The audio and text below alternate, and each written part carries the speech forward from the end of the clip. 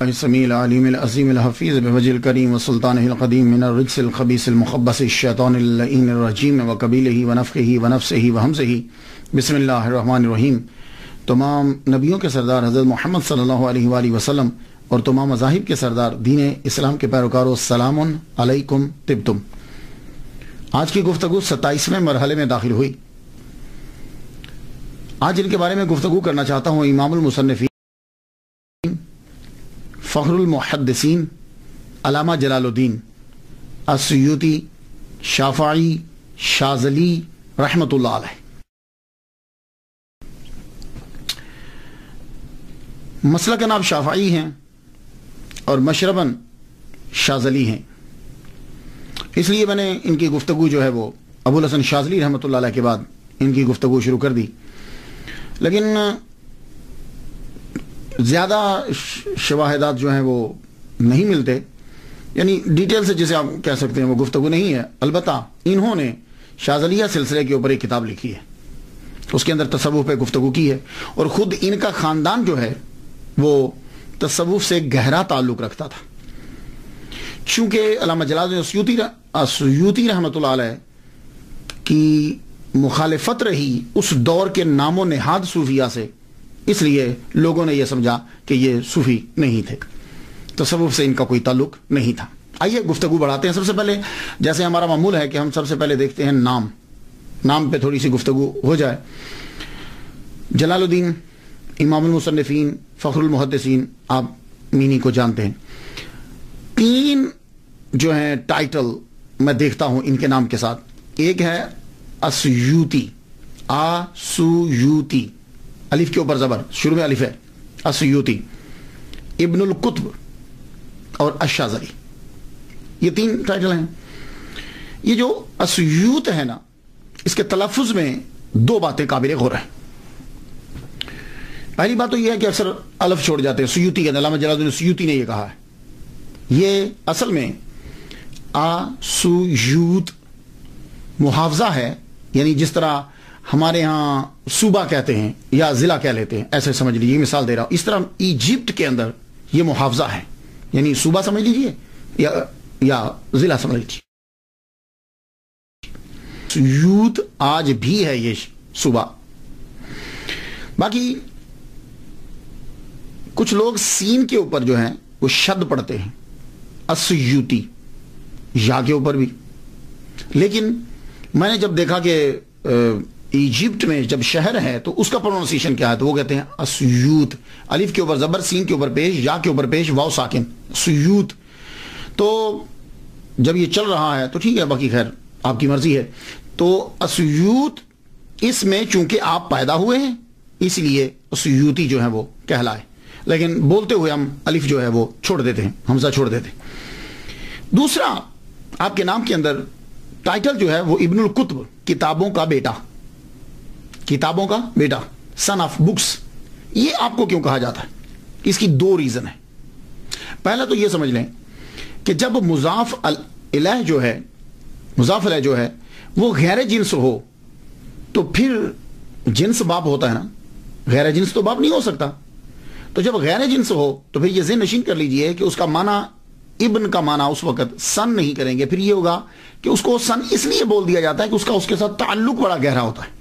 جیسے قرآن مجید نے استعمال کیا ہے وابن السبیل، راستے کا بیٹا، تو راستہ ابا تو نہیں ہے، چونکہ وہ گھر سے چلا اور وہ مسلسل سفر کرتا رہا ہے، اور دوران سفر تعلق انسان کا راستے کے ساتھ زیادہ ہوتا ہے، اس لیے اس کو ابن السبیل کہہ دیا۔ سمجھ آ گئی؟ اسی طرح ابن الوقت کہتے ہیں، وقت کا بیٹا۔ اس کو وقت کا بیٹا کیوں کہا جاتا ہے؟ وقت اس کا ابا تو نہیں ہے، لیکن وہ وقت کے ساتھ بڑا تعلق رکھتا ہے، نہ انسانیت کے ساتھ تعلق رکھتا ہے، نہ لا کے ساتھ تعلق رکھتا ہے، وہ وقت کے ساتھ جیسا وقت ہو ویسا وہ بن جاتا ہے، تو کہتے ہیں یہ ابن الوقت ہے، ابن الوقت ہے۔ اسی طریقے سے ابن القطب جو کہا گیا ہے، اس کا مطلب یہ نہیں ہے کہ وہ اب کتابیں باپ بن گئیں اور یہ بیٹا، یعنی ان کا کتابوں سے گہرا تعلق ہے۔ اب کتابوں کے ساتھ امام المصنفین کا جو گہرا تعلق ہے وہ 2 طرح سے ہے۔ ایک تو ان کا کتابوں کے لکھنے کے لحاظ سے بڑا تعلق ہے۔ جمیل بخت نے یہ کہا ہے کہ آپ نے 576 کتب لکھی ہیں، اور ایک انگریز مصنف ہے فلوگل، اس نے یہ کہا ہے کہ آپ نے 561 کتب لکھی ہیں، اور کسی نے کہا ہے کہ 1000 کتابیں لکھی ہیں، اور ایک نے لکھا ہے کہ آپ نے 600 کتابیں لکھی ہیں۔ اس دور کے اندر، اس دور میں 1445 عیسوی میں، یہ آج کل 2013 جا رہی ہے، 1445 کی بات کر رہا ہوں، اس دور کے اندر 849 ہجری کی ہے، اور اب یہ 1434 جا رہی ہے، تو سینکڑوں سالوں کے پہلے کتابیں اتنی لکھنا بہت مشکل تھا۔ آج کے دور میں بڑی آسان ہے، وہ کیا کہ بندے بٹھا لیے جائیں، ان سے کہا جائے چلو بھائی لکھو، لکھنے کے بعد خود چیک کر لیا جائے۔ اس دور میں کتاب خود لکھی جاتی تھی، لوگ لکھتے تھے، اور علامہ جلال الدین السیوطی رحمۃ اللہ علیہ جو ہیں، ان کا تو کوئی شک کر ہی نہیں سکتا، انہوں نے تو کمرے میں بند ہو کر سب کتب لکھی، کیونکہ سارے لوگ جو ہیں وہ تقریباً مخالف تھے، گورنمنٹ بھی ان کی مخالف تھی۔ تو ایک تو یہ ہے کہ آپ کا تعلق کہ آپ نے کتب لکھی بہت زیادہ ہے۔ دوسرا تعلق کیا ہے کتابوں کے ساتھ آپ کا، کہ آپ کو ابن الکتب کیوں کہا جاتا ہے؟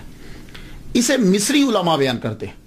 میں نے ڈاکٹر علی گوما سے سنا ہے، یہ مصر کے ڈاکٹر ہیں، مقرر بھی بڑے اچھے ہیں، کہنے لگے کہ آپ کو ابن الکتب اس لیے کہا جاتا ہے، کتابوں کا بیٹا، آپ کے والد گرامی بذات خود بہت بڑے عالم تھے، وہ اس یوت کے قاضی بھی رہے ہیں، شاہی امام رہے ہیں، وہ آپ علامہ تھے، صوفی تھے۔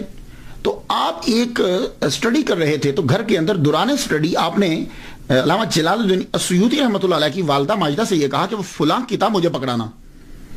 وہ بیچاری ان دنوں ذرا بیمار تھی، وہ کتاب لینے کے لیے جب لائبریری میں گئی تو وہیں انہیں درد ذیل ہو گئی۔ تو درد سے جب ہوئی تو اسی جگہ پہ لائبریری کے اندر ہی امام المصنفین علامہ جلال الدین السیوطی شافعی شاذلی رحمۃ اللہ علیہ کی ولادت ہوگی۔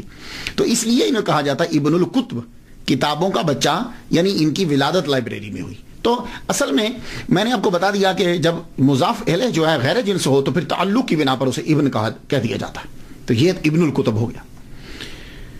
شاذلی آپ کا تصوف میں جو آپ کا تعلق ہے، مصر کے اندر اگر آپ جائیں تو دو چیزیں زیادہ ملیں گی اکثریت کے ساتھ، ایک تو شوافے زیادہ ملیں گے، ایجپٹ کے اندر امام شافعی رحمہ اللہ کے پیروکار زیادہ ہے، اور دوسرا تصوف کے اندر شاذلی سلسلے کے پیروکار زیادہ ملیں گے، تو اس لیے آپ کو شاذلی بھی کہا جاتا ہے، اور آپ کے بڑے دوست جو ہیں وہ شاذلی، اور شاذلی سلسلے پہ آپ نے کتاب بھی لکھی۔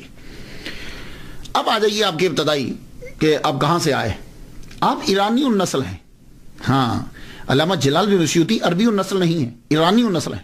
آپ پہلے بغداد آئے، بغداد سے پھر ایجپٹ میں آئے، مصر میں آپ کا خاندان آیا، اور مصر کے اندر ایجپٹ میں جب آپ کا خاندان آیا تو آپ کا خاندان پڑھا لکھا خاندان تھا، شروع ہی سے تصوف میں چلے آ رہے، ولی کامل آپ کا خاندان۔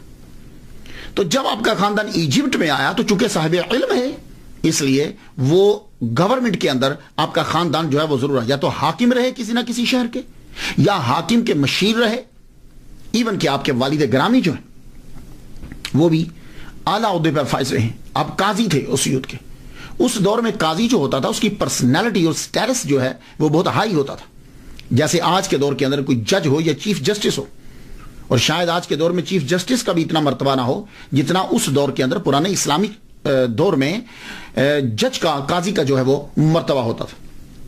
اور آپ کا خاندان شروع ہی سے علم پرور ہے، اور خود بھی صاحب علم ہے۔ امام سیوطی رحمۃ اللہ لکھتے ہیں کہ میرے جد اعلیٰ شیخ حمام الدین ایک صوفی تھے، یعنی جن سے آگے نسل چلی، اور امام سیوطی کے والد گرامی شیخ ابو بکر الکمال جو امام حجر اسقلانی رحمۃ اللہ علیہ کے شاگرد ہیں، آپ مدرسہ شاخونیہ میں مدرس بھی تھے اور شہر اسیوط کے قاضی بھی تھے۔ امام سیوطی رحمۃ اللہ کے والد گرامی جب فوت ہوئے تو آپ اس سے اندازہ لگائیے کہ اس دور کا جو خلیفہ ہے قائم بامر اللہ، وہ آپ کے جنازے کے ساتھ چلا، اور امام جلال الدین سیوطی رحمۃ اللہ علیہ کے والد گرامی کے جنازے کو کندھا دیا اور قبرستان تک گیا۔ عام طور پر کیا ہوتا ہے کہ جنازہ پڑھنے کے بعد چھوڑ دیتے، قبرستان تک گیا، اس سے اندازہ لگا لیجئے کہ آپ کے والد گرامی جو ہیں وہ کتنے اعلیٰ عہدے پر فائز تھے کہ خلیفہ وقت جو ہے وہ آپ کے جنازے میں شرکت کر رہا ہے. باقی لوگوں کی تو بات ہی چھوڑ دیجئے، جب خلیفہ وقت شامل ہو گیا ہے تو باقی لوگ تو سارے آئے ہوں گے، پوری گورنمنٹ آئی ہوگی. علامہ جلال الدین السیوطی شافعی شاذلی رحمۃ اللہ علیہ کا اصل نام جو ہے وہ عبد الرحمن ہے، اور آپ کے والد گرامی کا نام الکمال ابو بکر ہے. ایک جگہ میں نے ابو بکر پہلے پڑھا اور الکمال بعد میں، اور ایک جگہ الکمال پہلے اور ابو بکر بعد میں. یہ آپ کے والد گرامی کا نام. اور یہ شافعی ہیں، آپ کے والد گرامی بھی شافعی مسلک کے تھے. 855 ہجری کو سفر بروز سوموار ان کا انتقال ہوا. ان کے گھر میں شہنشاہ قلم امام السیوطی رحمۃ اللہ علیہ 1 رجب 849 ہجری 13 اکتوبر 1445 عیسوی بروز اتوار بعد مغرب مصر کے شہر اسیوط میں پیدا ہوئے. ان کے گھر کے اندر آپ کے والد گرامی جو ہی امام المصنفین فخر المحدثین علامہ جلال الدین السیوطی شافعی شاذلی رحمۃ اللہ علیہ پیدا ہوئے تو آپ کے والد گرامی اپنے بیٹے کو اٹھا کے سیدہ نفیسہ رضی اللہ تعالیٰ عنہ ان کے مزار کے پاس ایک مجذوب رہا کرتے تھے شیخ محمد، ان کے پاس لے گئے. انہوں نے ان کو اپنی جھولی میں اٹھایا اور برکت کی دعا کی. اللہ تعالیٰ نے شیخ محمد مجذوب رحمۃ اللہ علیہ کی دعا کو قبول کیا اور دنیا میں ان کا نام جو ہے وہ روشن ہوا. یہاں سے اندازہ کر لیجئے کہ امام جلال الدین السیوطی رحمۃ اللہ علیہ کے خاندان کا صوفیہ سے کتنا گہرا تعلق ہے. ہاں، ہم لوگ جو ہیں وہ تصوف کسی اور چیز کو سمجھتے ہیں. تصوف یہ ہوتا ہے. یہ مثالیں ذہن میں رکھیے. ہم نے صرف ان کو ایک مصنف اور ایک مقرر اور مدرس کے نام سے متعارف کروایا. بہت بڑے صوفی ہیں. والد جب آپ کی عمر 5 سال کی ہوتی ہے تو والد کا انتقال ہو گیا. عمر 5 سال ہوئی تو آپ کے والد گرامی کا انتقال ہوا. قاضی اسیوط مدرس مدرسہ شیخونیہ شاہی امام شیخ ابو بکر کمال شافعی رحمۃ اللہ علیہ کا بروز سوموار 855 ہجری میں انتقال ہو گیا. آپ یتیم ہو گئے. آپ کی پرورش آپ کے والد کے دوست صوفی شیخ شہاب الدین کے سپرد ہوئی. اور ایک بات یاد رکھیے گا، بلوغت سے پہلے یتیمی ہوتی ہے. ہاں، بلوغت کے بعد یتیمی نہیں ہے. ہاں، بچہ بالغ ہونے سے پہلے جو ہے اسے یتیم کہیں گے. اس طرح تو پھر بندہ ساری زندگی یتیم رہے گا. نہیں، بلوغت کے بعد وہ چیز اب ختم ہو گئی. اور انسانوں کے اندر یتیم ہوتا ہے جس کا والد فوت ہو جائے. جانوروں میں یتیم وہ ہوتا ہے جس کی ماں فوت ہو جائے. اور موتیوں میں یتیم وہ ہوتا ہے جو سیپ کے اندر اکیلا ہوتا ہے. سرکار صلی اللہ علیہ وسلم سے کو کہا جاتا ہے نا در یتیم. تو آپ 5 سال کی عمر میں آپ کے والد گرامی کا وصال ہو گیا، اس لیے آپ یتیم، اب یتیمی میں پرورش پائی. اور آپ کے والد گرامی نے جانے سے پہلے ہی ان کے جو ہے گارڈین مقرر کر دیے تھے. آپ کی تربیت کے لیے صوفی شیخ شہاب الدین یہ صوفی کے حوالے کیا.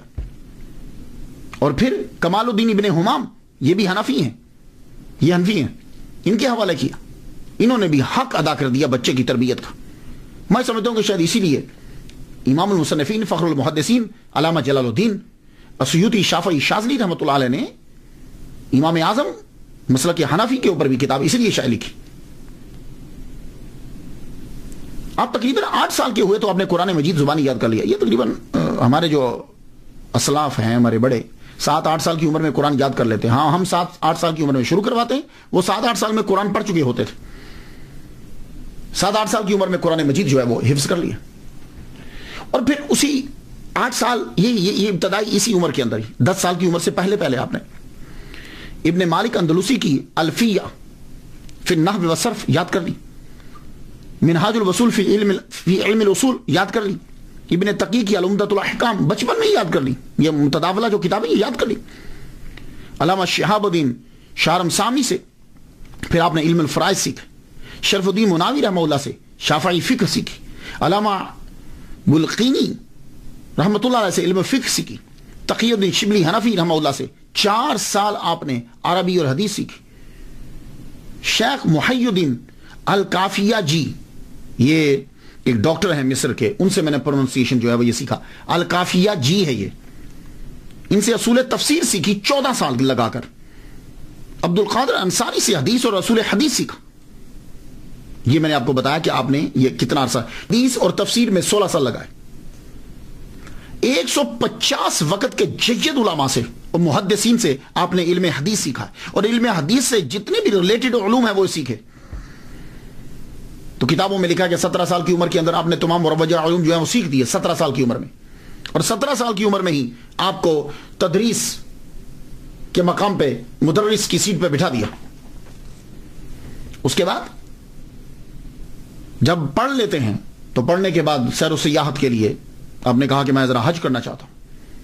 تو علامہ بلقینی رحمۃ اللہ، اس کا پروننسی بلقینی ہے، علامہ بلقینی رحمۃ اللہ علیہ خاص نظر کرم فرماتے تھے آپ کے اوپر. آپ ذرا کچھ سیر و سیاحت کے لیے نکلے. پہلے تو آپ نے مصر کے جو شہر تھے وہ آپ نے دیکھے، اس کے بعد حج کے لیے نکلے مکہ مدینہ. مکہ جب آپ حج کر رہے تھے، حج کرتے ہوئے آپ نے وہاں دعا مانگی. اور یہ بات یاد رکھیے گا، آپ بھی جب کبھی حج کرنے یا عمرہ کرنے کے لیے جائیں تو زمزم کے کنویں کے اوپر، اب تو وہ بند کر دیا، میں ویسے نیچے کیا ہوں، میں نے وہ کنواں بھی دیکھا ہوا ہے لیکن اب تو خیر بند کر دیا. تو آپ وہ جگہ تھوڑی سی تلاش کر کے دیکھ لیجئے، کھڑے ہو کر دعا مانگیں، جو دعا مانگیں گے وہ قبول ہوتی ہے. آپ نے بھی دعا مانگی کہ یا اللہ علامہ بلقینی جیسا مجھے فقیہ ہی بنا دے اور ابن حجر جیسا مجھے محدث بنا دے، حدیث میں مجھے جو ہے وہ غلبہ عطا فرما، یعنی میں حدیث کا علم سیکھوں. اللہ نے دعا آپ کی قبول فرمائی. آپ نے یمن گئے، شام گئے، آپ مراکو گئے اور ایون کہ آپ انڈیا تک بھی گئے. امام المصنفین فخر المحدثین علامہ جلال الدین السیوطی شافعی شاذلی رحمۃ اللہ علیہ انڈیا بھی آپ سفر کر کے آئے. پھر آپ واپس آ گئے. واپس آ کر آپ نے تدریس شروع کر دی. سب سے پہلے آپ نے مدرسہ شیخونیہ کے اندر جو ہے وہ تدریس شروع کی. یہاں میں ایک بات عرض کر جاؤں تو 24 سال میں جو ہے وہ آپ فارغ ہوئے پڑھ کر، تو فارغ ہوئے تو فارغ ہوتے ہی آپ کو مدرس لگا دیا گیا. اس کے بعد 24 کے بعد پھر 3 سال گزرتے ہیں، اس میں سیاحت بھی ہے اور اس میں مفتی کا کورس بھی ہے. اور جب علامہ بلقینی رحمۃ اللہ علیہ نے آپ کی صلاحیت کو دیکھا تو آپ کو فتویٰ دینے کی اجازت دے دی 27 سال کی عمر میں. یہ میری تحقیق تھی، ویسے جو کتابوں میں تھا میں نے آپ کو پہلے سے بتا دیا. حافظہ اللہ تعالیٰ نے کمال کا دیا تھا اور یہ خدا کی بڑی عطا ہوتی ہے. عالم دین کے لیے حافظہ بہت ضروری ہے، ورنہ پڑھتے تو ہم رہتے ہیں، چیز جو ہے وہ بھول جائے تو فائدہ کیا. 2 لاکھ احادیث آپ کو زبانی یاد تھی. اب فرماتے ہیں کہ مجھے اس سے زیادہ بھی ملتی تو میں اور یاد کر لے، وہ بھی یاد کر لیتا. 2 لاکھ احادیث مبارکہ آپ کو زبان. اور ویسے میں ایک بات بتاتا جاؤں کہ احادیث کی تعداد جو ہے وہ سند کی وجہ سے ہوتی ہے یا متن کی وجہ سے نہیں. سند جو بدلتی جاتی ہے تو حدیثوں کی تعداد بھی بڑھتی چلی جاتی. علامہ محمد حسین الذہبی رحمۃ اللہ علیہ فرماتے ہیں کہ وہ بیک وقت امام المصنفین فخر المحدثین علامہ جلال الدین بیک وقت محدث، فقیہ، مفتی، ادیب، مورخ، نحوی اور اس کے ساتھ ساتھ مقام اجتہاد اور مرتبہ تجدید پر فائز تھے. اور آپ کی پہلی تحریر جو ہے وہ تعوذ اور تسمیہ یعنی اعوذ باللہ من الشیطان الرجیم کے اوپر اور بسم اللہ الرحمن الرحیم کے اوپر ہے آپ کی کتابیں پہلے. ویسے اکثر دیکھا ہے میں نے کہ جو بھی لکھنا شروع کرتے ہیں وہ پہلے انہی کے اوپر لکھتے ہیں. میں نے 12 کتابیں میں نے لکھی ہیں، ابھی بھی سلسلہ جاری ہے. میں نے بھی پہلی کتاب جو لکھی بسم اللہ اور ہماری زندگی ہے. اور میں جب امریکہ آیا 2000 کے اندر تو یہاں خطیب لگا آ کر میں ہیوسٹن میں، تو میں لائبریری کو ایک دن دیکھ رہا تھا تو مجھے لائبریری کے اندر وہ کتاب مل گئی بسم اللہ اور ہماری زندگی. اور میری ایک اور کتاب ہے امریکی سکالر کے 4 سوالوں کے جواب، وہ میرے آنے سے پہلے یہاں امریکہ یہاں مسجد کی لائبریری میں تھی. تو میں دیکھ کر بڑا خوش ہوا، حاضر رحمت تو میرا بھی اللہ تعالیٰ کی. تو تعوذ اور تسمیہ جو ہے یہ آپ نے پہلے لکھی تو اللہ تعالیٰ نے آپ کی دعا کو جو ہے وہ قبول فرما لیا جو آپ نے زمزم کے اوپر دعا مانگی تھی. اللہ اکبر جل شان. اور جب تک آپ تدریس کرتے رہے تحریر کم رہی. ہاں جب تک آپ پڑھاتے رہے ہیں تب تک تحریر کم ہے. آپ کے پہلے 40 سالہ دور کے اندر تحریر آپ کی بڑی کم ہے. تقریر ہے، تدریس ہے، تحریر کم ہے. یہ جتنی بھی آپ کی تحریر تصنیف ہے یہ آپ کی 40 سال کے بعد کے دور کے اندر بڑی تیزی کے ساتھ جو ہے وہ بڑی. اللہ تعالیٰ نے آپ کو لکھنے کی بڑی صلاحیت عطا فرمائی اور آپ کہہ سکتے ہیں کہ یہ کرامت ہے. اور میں بھی علامہ جلال السیوطی رحمۃ اللہ علیہ اور اولیاء کرام کی جو کتابیں لکھی ہیں ان کو ان کی کرامات میں تسلیم کرتا ہوں میں، اور یہ ان کی سب سے بڑی کرامتیں ہیں، یہ بات یاد رکھیے۔ یہ جو ان کی کتاب ہوتی ہے یہ لیکن ہمارے ہاں کیا ہوتا ہے کہ ہمارے ہاں جو مصنف ہو یا جو تقریریں کرتا ہو اسے لوگ کم ہی ولی مانتے ہیں، یا اسے ولی نہیں مانیں گے۔ ہمارے ہاں کوئی ایک علیحدہ سا ہمارا ایک تصور ہے، تحریر کے اندر اور تدریس کے اندر، تقریر کے اندر مشغول ہو جاتا ہے، ہم اسے اس طرح کا ولی کامل نہیں مانتے۔ حالانکہ میرا وجدان یہ کہتا ہے کہ جو کتاب ہے یہ وہ دکھائی ہوئی کرامت سے زیادہ بڑی ہوتی۔ داتا گنج بخش علی حجویری رحمۃ اللہ علیہ، آپ نے خانہ کعبہ لوگوں کو دکھا دیا تھا، لیکن میں ان کی کتاب کشف المحجوب کو اس کرامت سے بڑی کرامت مانتا ہوں، کیونکہ جن لوگوں نے خانہ کعبہ دیکھا تھا وہ تب کے تھے۔ آج کے جو ہیں وہ اتنا فائدہ اس بات سے نہیں اٹھا رہے جتنا فائدہ وہ کشف المحجوب سے اٹھا رہے۔ میں جس لحاظ سے بات کر رہا ہوں، مخالفت کرنے والے تو بیان عجیب طریقے سے کریں گے، لیکن میرے نزدیک ولی کامل کی لکھی ہوئی کتاب جو ہے وہ اس کی سب سے بڑی کرامت ہوتی۔ اب لوگوں کی ذہنیت کا اندازہ آپ اس بات سے لگا لیجئے، پیر میر علی شاہ صاحب بڑے زبردست بزرگ ہیں۔ پیر میر علی شاہ صاحب نے مرزائیوں کا ناطقہ بند کر کے رکھ دی، آپ نے کتابیں لکھنا شروع کر دی، تو لوگوں نے جا کے خواجہ اللہ بخش توسیع رحمۃ اللہ علیہ کو جا کے شکایت لگا دی کہ پیر صاحب گولڑا شریف جو ہیں مولویوں کی طرح قادیانیوں سے الجھ پڑے ہیں، صوفیاء کو مناظروں سے کیا کام۔ سن رہے ہیں آپ کہ یعنی پیر میر علی شاہ صاحب کی جا کے شکایت لگائی کہ صوفیوں کا کیا کام ہے مناظرے کرنا اور کتابیں لکھنا۔ لو، یہ ہے ایک کانسیپٹ، میں اس پس منظر میں بات کر رہا ہوں۔ تو پیر میر علی شاہ رحمۃ اللہ علیہ کو توسا شریف جانا پڑا، شدید گرمی کے اندر آپ تشریف لے کر گئے۔ جولائی کا مہینہ تھا، جولائی کے مہینے میں شدید گرمی میں آپ توسا شریف گئے، پیر میر علی شاہ صاحب۔ آپ جب وہاں پہنچے تو جا کر خود بتلایا، اب آپ وہ جملے میں آپ کی نظر کرتا ہوں، سن لیجیے۔ دوران گفتگو عرض کیا، حضور میں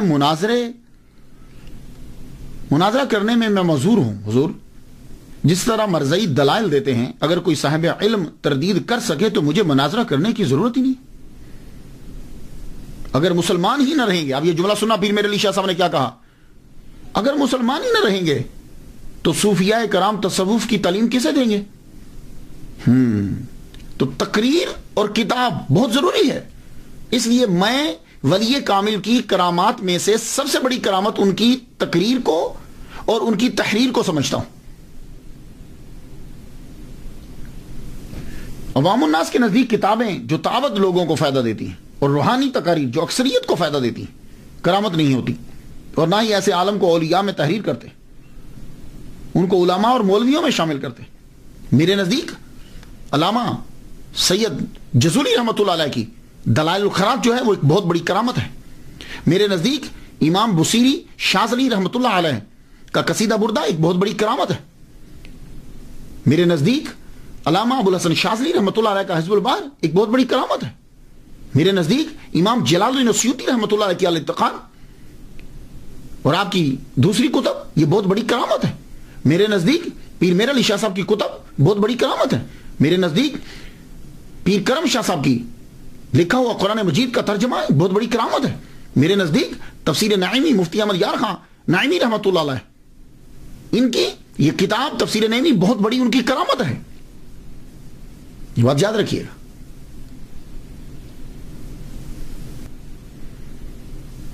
تو علامہ جلال السیوطی رحمۃ اللہ علیہ کو ایک اور ٹائٹل ملتا ہے، حافظ۔ یہ جو حافظ کا ٹائٹل ہے یہ بھی آپ کو ملا۔ حافظ کیسے کہتے ہیں؟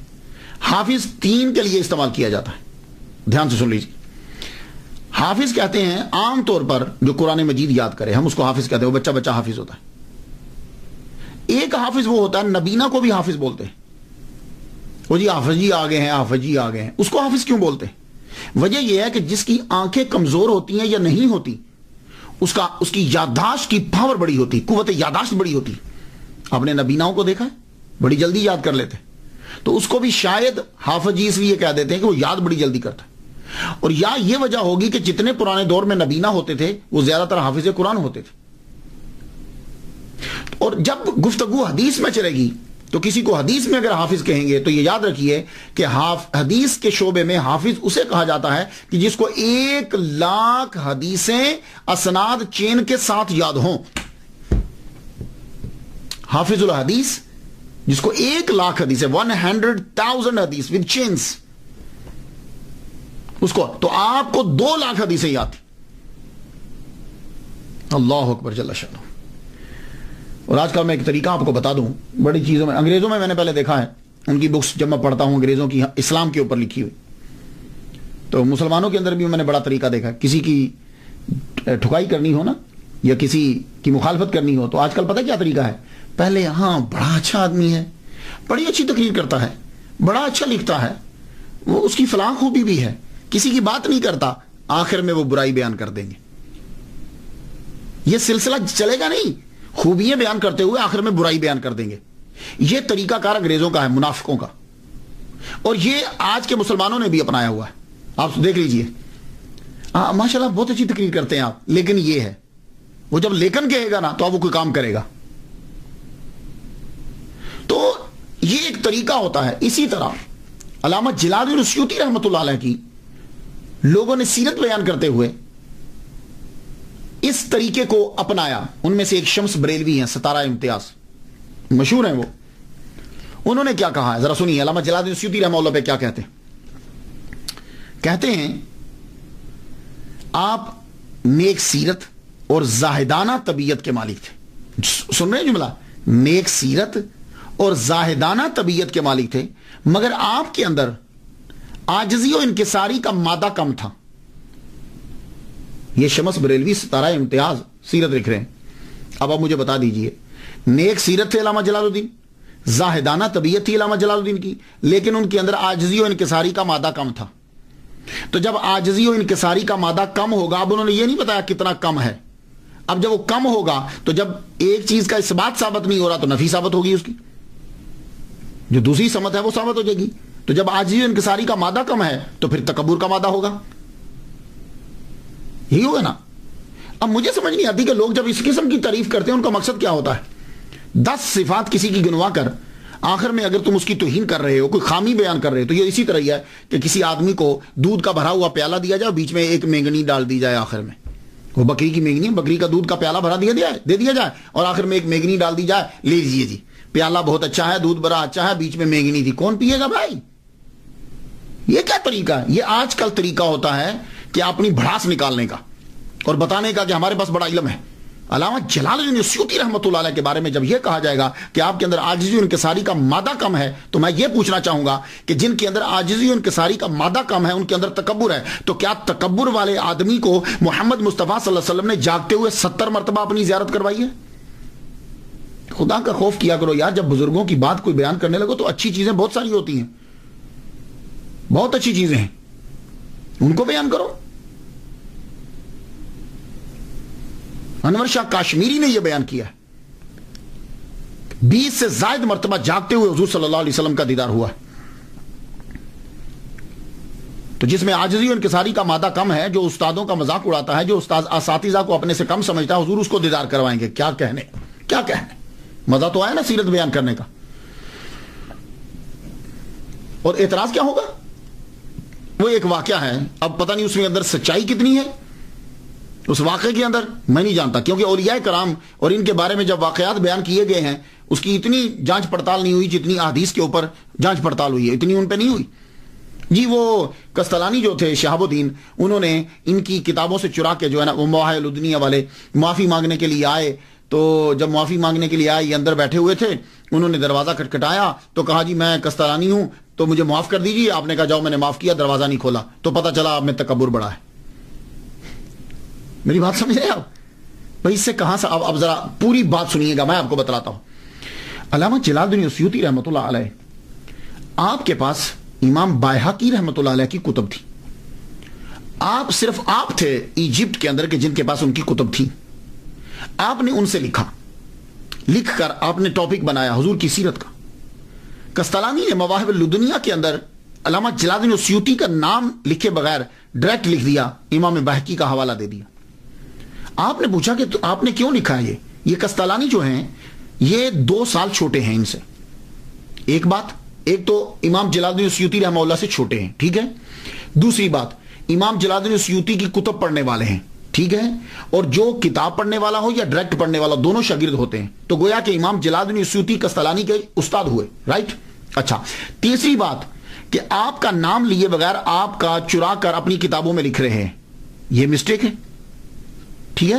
اور آج بھی یہ جرم ہے. عدالت کے اندر یہ ثابت ہو گیا اور آپ نے یہ اقرار بھی کر لیا. تو امام جلال الدین السیوطی رحمہ اللہ نے کہا کہ بھائی تم میرا نام لکھ دیتے، میں تمہیں تھوڑی منع کرتا، میرا نام لکھ دیتے، اس کا تمہیں فائدہ ہوتا. ایک تو پتہ چل جاتا کہ عبارت پکی ہے، پختہ ہے. دوسرا، آپ کے پاس یہ کتابیں ہی نہیں ہیں تو سرقہ کا الزام آپ کے اوپر نہ لگتا. اب وہاں سے چلے گئے. جب چلے گئے تو ایک دم خیال آیا، قسطلانی رحمہ اللہ کو خیال آیا، یار یہ بات میرے من میں کھٹکتی رہے گی. سر سے پگڑی اتاری، پاؤں سے جوتا اتارا، سیدھا ننگے سر اور ننگے پاؤں، بڑے علامہ ہیں بھائی.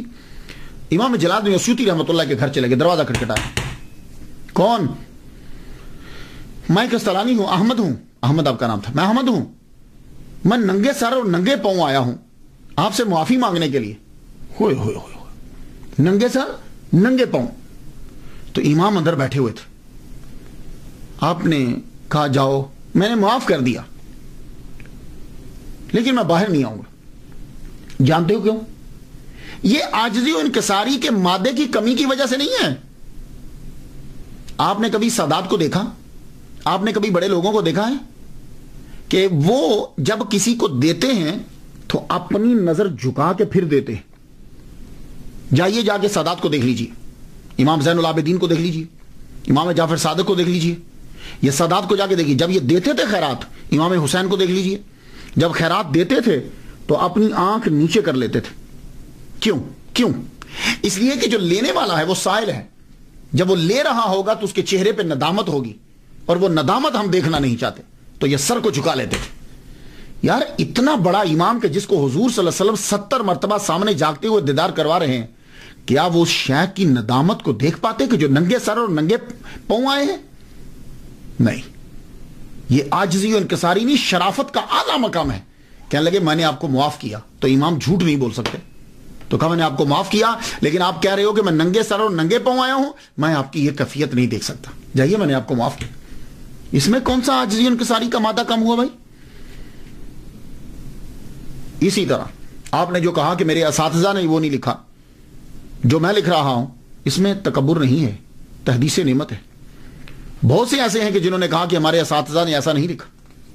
اور ایک بات اور بتا دوں آپ کو، میں آپ لوگ جب کتاب میں پڑھو گے تو لکھے ہوئے کا معنی ایک ہی ہوتا ہے، لیکن بولے ہوئے کے کم از کم 4 معنی ہوتے ہیں. ہاں، جب کوئی چیز لکھ دی جائے گی تو اس کا معنی ایک ہی ہوگا، لیکن جب کوئی چیز بولی جائے گی تو سننے والا سمجھے گا کہ یہ جو جملہ بولا جا رہا ہے اس کا معنی کیا ہے. جیسے میں اگر کہوں تم جا رہے ہو، اب اس کے 4 معنی ہیں. تم جا رہے ہو، یہ 4 معنی بنیں گے. تم جا رہے ہو، کوشچن. تم جا رہے ہو، خبر. تم جا رہے ہو، آرڈر. تم جا رہے ہو، تنزیہ. تو ایک ہی جملہ جو ہے اس کے 4 میننگ بن سکتے ہیں کہ خبر دی جا رہی ہے، طنز کی جا رہی ہے، پوچھا جا رہا ہے یا حکم دیا جا رہا ہے.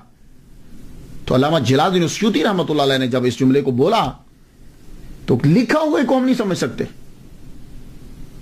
تو اس لیے علامہ جلال الدین السیوطی رحمہ اللہ، اگر آپ یہ لوگ تسلیم کرتے ہو کہ 70 مرتبہ ان کو زیارت ہوئی ہے، تو پھر میں ہرگز یہ تسلیم نہیں کروں گا کہ ان کے اندر عاجزی و انکساری کا مادہ کم تھا اور وہ اپنے اساتذہ کے بے ادب تھے. میں یہ تسلیم نہیں، ہرگز نہیں کروں، کیونکہ حضور پاک صلی اللہ علیہ وسلم اور اللہ ایسے بندوں پہ نظر کرم فرماتا ہی نہیں. تو دونوں میں سے ایک چیز نکالنا پڑے گی، اور یقیناً دوسری نکالیں گے، پہلی نکل نہیں سکتی. اور تیسری بات سن لیجئے، وہ یہ ہے کہ بہت سے ایسے ہمارے امام ہیں کہ جن کی زندگی مخالفت میں گزری. لوگوں نے، گورنمنٹ نے، ماحول نے ان کی خوب مخالفت کی جلسی کی وجہ سے، تو اس لیے جو دل میں آیا انہوں نے لکھ دیا. مصر کے تمام علماء کرام اس بات پر متفق ہیں کہ آپ درجہ اجتہاد پر فائز تھے. خود آپ کے پاس ٹولز تھے، آپ نے مسائل جو ہیں وہ لکھنے شروع کیے، اجتہاد کیا آپ نے. لیکن وہ اجتہاد آپ کا سارے کا سارا اجتہاد جب آپ نے چیک کیا تو امام شافعی رحمہ اللہ کے ساتھ ملتا تھا. تو آپ نے امام شافعی رحمہ اللہ کی پیروی کی، خود مجتہد نہیں بنے. تصانیف آپ کی بہت زیادہ ہیں. عربی کے اندر کثیر التصانیف آپ کو کہا جاتا ہے. کثیر التصانیف مصنف کے حاملہ. آپ کی سب سے بڑی کرامت خدمت قرآن سے متعلق. آپ نے قرآن مجید کے بارے میں بہت کچھ لکھا ہے. خود بتلاتے ہیں کہ یہ شوق میرے اندر کیوں پیدا ہوا. کہنے لگے کہ میں جب کتابیں پڑھتا تھا, کتب پڑھتا تھا لائبریری میں جا کے, تو مجھے حدیث کی کتابیں بڑی ملتی تھی. یہ دیکھیے, یہ بھی حدیث کی کتاب لکھی گئی. اعلیٰ حضرت عظیم البرکت کی جامع الحدیث سے مکمل ان کی جو حدیث لکھی ہوئی ہیں وہ جمع کی. حدیث کی کتابیں بڑی ملتی تھی, لیکن قرآن کے بارے میں کتابیں بہت کم ملتی تھی. میں نے اپنے اساتذہ کی کتابیں پڑھی, اقرار کرتے ہیں وہ, میں نے اپنے اساتذہ کی کتابیں پڑھی, چھوٹی چھوٹی ہوتی تھی. ضرورت تھی کہ اسے اور وسیع کیا جائے. لو, اس میں کیا بے ادبی ہے, اس میں کیا بے ادبی ہے کہ اسے اور وسیع کیا جائے. تو پھر میں نے وہ کتب پڑھی, پڑھنے کے بعد میں نے ان کو اور وسیع کیا. پھر میں نے کچھ کتابیں پڑھی کہ میں نے جب کتابوں کو پڑھا تو مجھے لگا کہ ابھی بہت کچھ ہے میرے لیے کہ جو میں اور لکھ سکتا ہوں اس کتاب کے اوپر. اس میں کون سا تکبر ہے. تو آپ نے پھر کتابیں جو ہیں وہ لکھنی شروع کی. یہ اتقان جو ہے, اگر آپ تفسیر لکھنا چاہیں گے تو آپ کو اس کتاب کی بڑی اشد ضرورت پڑے گی. الاتقان جو ہے فی علوم القرآن, علامہ جلال الدین السیوطی رحمۃ اللہ علیہ کی کتاب.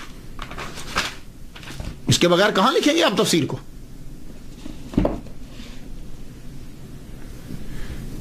تفسیر جلالین زبردست, یہ آپ کی بہت بڑی کرامت ہے. جلال الدین محلی رحمۃ اللہ علیہ نے اسے لکھا. پھر 40 دن کے اندر, ان کی وفات کے بعد 40 دن کے اندر آپ نے تفسیر جلالین اسے مکمل کر دیا. تفسیر کو جلالین میں نے 2 جلال, جلالین تسنیہ کا صیغہ ہے, 2 جلال, ایک جلال الدین محلی, پھر اس کے بعد انہوں نے لکھی التبحیر فی علوم التفسیر, کشف الظنون, مجمع البحرین و مطلع البدرین, لباب المنقول فی اسباب النزول, مطرق الاقران فی اعجاز القرآن, ترجمان القرآن, الاقلیل فی استنباط التنزیل. یہ آپ کی کتب ہے. پھر علم حدیث کے اندر آپ نے کتابیں لکھی, جمع الجوامع,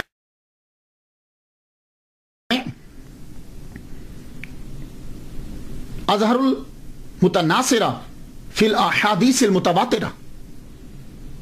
اس میں آپ 100 حدیث ایسی جمع کی ہیں کہ جن کو حضور صلی اللہ علیہ وسلم کے 10 صحابہ نے تواتر کے ساتھ بیان کیا. شارح بھی آپ غضب کے تھے. مسلم شریف چھوڑ کر بخاری, ترمذی, نسائی, ابن ماجہ, موطا, اس کی شروعات آپ نے لکھی. اور حضور صلی اللہ علیہ وسلم سے عشق بھی آپ کو کمال درجے کا تھا. اور یہ عشق کا نتیجہ ہے کہ سرکار نے آپ کو دیدار کروایا. اور اس عشق کی مثال آپ نے کیا دی, اس کا اظہار کس طرح کیا کہ حضور صلی اللہ علیہ وآلہ وسلم کے ماں باپ کے اوپر اعتراضات آج تک ہوتے ہیں. حضور صلی اللہ علیہ وسلم کے ماں باپ, حضور کی والدہ ماجدہ کی قبر بالکل مسمار کر دی گئی. اس کے اوپر کبھی روڑی پھینک دیتے ہیں, کبھی اس کو بالکل مٹا دیتے ہیں. آپ نے 6 رسالے حضور صلی اللہ علیہ وسلم کے ماں باپ کے ایمان پر لکھے. اللہ اکبر, یہ ہے عشق. اور میرا وجدان یہ کہتا ہے کہ جتنا آپ نے لکھا ہے آپ ہی ہیں جنہوں نے لکھا ہے. حضور صلی اللہ علیہ وسلم کی والدہ ماجدہ کے اوپر بہت کم لکھا گیا. 1993 کے اندر میں نے عرس آمنہ, ایسے ہی کوئی اشارہ یا القاء ہوا 10 اپریل کا, مجھے 1993 سے میں نے شروع کیا حضرت آمنہ رضی اللہ تعالی عنہا کا عرس. اور آج بھی, یہ آج 10 اپریل ہے, 10 اپریل کو پاکستان کے اندر کئی جگہ پہ عرس جو ہے وہ ہو چکا ہے. میں نے اس کی پیر محل میں 1 کروڑ مرتبہ, 1 کروڑ مرتبہ, بہت بڑا مدرسہ ہے, 1 کروڑ مرتبہ سارا سال پڑھتے رہتے ہیں درود شریف سرکار کی والدہ ماجدہ کے لیے پڑھا گیا. اسی طرح گجرات کے اندر بھی ہوا ہے. علامہ حنیف جلال پوری صاحب نے جو ہے وہ بہت بڑا عرس کیا. میرے والد گرامی کے مزار پر جو ہے سید طالب حسین شاہ رحمۃ اللہ علیہ, ان کے مزار پر جو بہت بڑا کل جلسہ ہوا ہے. تو اب یہ آہستہ آہستہ یہ پھیلتا جا رہا ہے. میرے والد گرامی کے مزار پر تو یہ درود شریف میں نے خود لکھوایا. لکھو اللہم صلی علی سیدنا محمد و آبا و محمد و آل محمد و صحاب محمد و بارک وسلم. میں نے کتاب جب لکھی, میں نے پڑھا ان کو, پھر اس کے بعد میں نے ایک کتاب لکھی, کتاب کا نام ماں ہے, وہ اس کو میں ڈیڈیکیٹ جو ہے وہ میں نے کیا سرکار کی والدہ محترمہ کو. اور میں نے الحاوی للفتاوی علامہ جلال الدین السیوطی رحمۃ اللہ علیہ, اس کے اندر ایک حدیث مبارکہ لکھی ہے کہ حضور فرماتے ہیں کہ میں عشاء کی نماز پڑھ رہا ہوں اور میں فاتحہ پڑھ چکوں, میری والدہ مجھے آواز دیتی تو میں فاتحہ روک کے, نماز روک کے پہلے ماں کی بات سنتا, پھر میں آ کے نماز پڑھتا. تو میں نے اس سے لکھا کہ حضور کتنا ادب کرتے ہیں کہ حضور کے لیے ان کی والدہ, اللہ کے بعد ان کی والدہ ان کے لیے درجہ رکھتی. تو ایک مولوی نے میرے خلاف کتاب لکھ دی, کفر کا فتویٰ دے دیا, کتاب لکھ دی, ایک بندے کو بھیج دیا مجھے قتل کرنے کے لیے بھی. تو بعد میں کیا ہوا, کچھ ہی عرصہ کے بعد وہ مولوی جا رہا ہے، کالے کتے نے اس پر حملہ کیا اور وہ شخص جوانی کے اندر ہی مر گیا۔ اور جن جن لوگوں نے سرکار کی والدہ محترمہ کا احترام کیا اور دن منایا، اللہ تعالیٰ نے ان کو نوازا۔ امام جلال الدین سیوطی رحمۃ اللہ علیہ زندہ مثال ہے آپ کے سامنے، 70 مرتبہ حضور صلی اللہ علیہ وسلم نے ان کو دیدار کروایا ہے۔ کیوں؟ انہوں نے حضور صلی اللہ علیہ وسلم کی والدہ محترمہ اور حضور کے والد گرامی کے لیے کتابیں لکھی ہیں کہ وہ مومن تھے۔ میرے ایک دوست ہیں، بڑا عرصہ بیچارے باہر آنا چاہتے تھے، نہیں آوے، 2 سال انہوں نے سرکار کی والدہ محترمہ کا عرس کیا، تیسرے سال وہ باہر تھے۔ اسی طرح ایک اور صاحب ہے، بلڈنگز انہوں نے بنانی تھی مدرسے کی، میں نے ان سے کہا کہ آپ کیجئے۔ پچھلے سال انہوں نے، اس سے پہلے سال انہوں نے عرس کیا، اس سال 2 منزلہ بن چکی، معلوم ہی کیسے ہو گیا۔ تو آپ بھی 10 اپریل کو سرکار صلی اللہ علیہ وسلم کی والدہ محترمہ کے لیے ضروری اصالہ ثواب کیا کریں۔ میں تو ہر سال، یہ میں تحدیث نعمت کے لیے بتا رہا ہوں، ہزار رحمت میرے بھی، ہر سال سرکار کی والدہ کے نام کی ایک قربانی جو ہے وہ عید الاضحیٰ پہ میں کرتا ہوں۔ اگر سرکار کی والدہ مسلمان نہیں ہے نا، تو دنیا میں کوئی مائی کا لال مسلمان نہیں ہے۔ مخدومہ کائنات، ماؤں کی جائے پناہ حضرت آمینہ رضی اللہ تعالیٰ عنہ۔ تو اس لیے آپ لوگ جو ہو وہ ضرور احترام کیجیے، پھر دیکھیے کتنی برکتیں اور رحمتیں نازل ہوتی۔ محمد صلی اللہ علیہ وسلم کو اپنی والدہ سے بڑا پیار ہے۔ تو حضرت آمینہ رضی اللہ تعالیٰ عنہ، ان کے بارے میں کتب جو ہیں وہ انہوں نے لکھی۔ امام المصنفین علامہ جلال الدین سیوطی رحمۃ اللہ علیہ تعصب سے پاک۔ ہوتا کیا ہے کہ تعصب جو ہے یہ بڑھتا رہتا ہے جیلسی کی وجہ سے، لیکن آپ خود شافعی ہیں، لیکن امام اعظم نعمان بن ثابت رحمۃ اللہ علیہ پر بھی آپ نے کتاب لکھی، ان کی شان میں بھی۔ اسی طرح امام اعظم نعمان بن ثابت رحمۃ اللہ علیہ کے دوست امام مالک رحمۃ اللہ علیہ، مالکی فقہ کے جو بانی ہیں، ان کی شان میں بھی انہوں نے کتاب لکھی۔ تو تعصب سے بالکل جو ہے وہ ٹوٹلی پاک۔ میرے سامنے تقریباً لسٹ جو اندر پڑی، میں جو اسٹڈی کر رہا تھا تقریباً 200 کتب ہیں، لیکن اب میں کتابوں کے اوپر گفتگو کرنا شروع کر دوں گا تو آپ کے لیے تو خیر اتنا، ہاں کوئی اسٹوڈنٹ آپ میں ہو تو پھر اس کے لیے ہے کہ وہ جا کے تلاش کر سکتا ہے، اس کو خیر مل بھی جائیں گی۔ تفسیر، تقریر، تدریس، حدیث، قرآن، ایمان، جسم و جان، جن و انسان، کوئی ایسا ٹاپک نہیں جس کو اس ہستی نے ٹچ نہ کیا ہو۔ ہر آدمی کو کسی نہ کسی طرح واعظین ہے۔ انیس الجلیس بہترین کتاب ہے۔ تصوف کے اوپر شاذلیہ طریقہ کی بڑی تفسیر کیا۔ دنیا میں جب کوئی آتا ہے تو آخر اسے جانا بھی ہوتا ہے۔ امام المصنفین فخر المحدثین علامہ جلال الدین السیوطی شافعی شاذلی رحمۃ اللہ علیہ۔ آپ کو بیبرس خانقاہ جو ہے، مسجد جو ہے، اس کے ساتھ خانقاہ تھی بیبرسیہ، اس کی خانقاہ کا منتظم اعلیٰ بنا دیا گیا، ہیڈ بنا دیا گیا۔ تو وہ خانقاہ آپ سمجھتے ہیں نا، خانقاہ میں زیادہ صوفیہ کرام رہتے ہیں۔ آپ جب گئے تو آپ نے صوفیہ کو دیکھا، صوفی تو آپ بھی تھے، دیکھا اتنا خرچہ، ماہانہ وظیفے اعلیٰ، سب کو اکٹھا کر کے کہا دیکھو تم لوگ خود کو صوفیہ کہلواتے ہو، خرچے تمہارے عمراء جتنے ہیں۔ آج دیکھو صوفیہ کے اندر اور تصوف کے اندر ہم نے بھی پڑھا ہے، تصوف کے اندر اس طرح کی عیاشی نہیں ہوتی۔ صوفیہ کرام تو توکل اسی چیز میں رہتے ہیں، اور تم لوگوں کے اتنے ماہانہ وظائف اور اتنی تنخواہیں، آپ نے ان کے ماہانہ وظائف کم کر دیے، خرچہ کم کر دیا۔ اس کا نتیجہ کیا نکلا؟ خانقاہ کے سارے صوفیہ جو اندر رہتے تھے نام و نہاد وہ سب آپ کے دشمن ہو گئے، اور آپ کے والد گرامی کا ایک دوست تھا وہ سب سے بڑا آپ کا دشمن ہوا،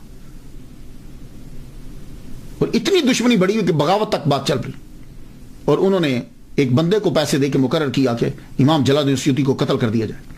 آپ پر وہ شخص چاقو لے کے حملہ کرنے لگا کہ پیچھے سے کسی نے دیکھ لیا، شور کیا تو وہ بھاگ گیا، لیکن آپ کے اوپر اتنے جھوٹے مقدمات عدالت کے اندر پیش کیے گئے، اتنی سٹوریز بنائی گئی، آپ کو پولیس نے اریسٹ کر لیا۔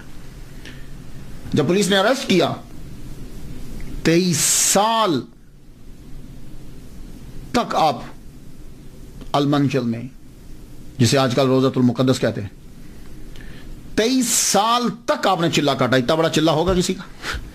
امام جلال الدین سیوطی رحمہ اللہ کو صوفی نہیں مانتے؟ 23 سال تک پھر آپ نے خود کو کمرے میں بند کر لیا، لوگوں سے ملاقات بہت بہت بہت ہی کم، تحائف لینے چھوڑ دیے۔ کوئی آتا جی میں تحفہ لے کر فرمان لگے۔ جن لوگوں کو یہی نہیں معلوم کہ عالم اور عارف اور جاہل صوفیہ میں فرق کیا ہے، ایسی قوم کے تحائف کو کیا لینا؟ طائف میں. لیکن اس 23 سال کے اندر 22 سال کے اندر آپ نے بہت لکھا, خوب لکھا, اور سب سے زیادہ اسی عرصے میں جو ہے وہ لکھا ہے. پھر آپ کے ہاتھ کے اوپر ایک معمولی سا ورم ہو گیا. تو جمعۃ المبارک کی شب 19 جمادی الاولیٰ 9/11 ہجری آپ نے وصال فرمایا. روزہ دیکھ لیجئے. لیکن میں بڑا حیران ہوتا ہوں, روزہ ان کا جو ہے وہ بڑا بسیدہ سا ہے, تالا بھی بڑا کم دیر کھلتا ہے. کوئی لوگ جاتے ہیں,